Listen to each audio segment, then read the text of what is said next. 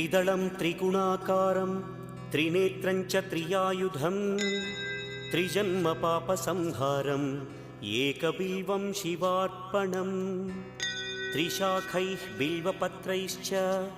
अच्छिद्रैः कोमलैः शुभैः तव पूजां करिष्यामि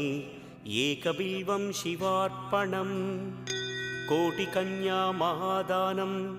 तिलपर्वतकोटयः काञ्चनं शैलदानेन एकबिल्वं शिवार्पणम् काशीक्षेत्रनिवासं च कालभैरवदर्शनं प्रयागे माधवं दृष्ट्वा एकबिल्वं शिवार्पणम् इन्दुवारे व्रतं स्थित्वा निराहारो महेश्वर नक्तं हौष्यामि देवेश एकबिल्वं शिवा।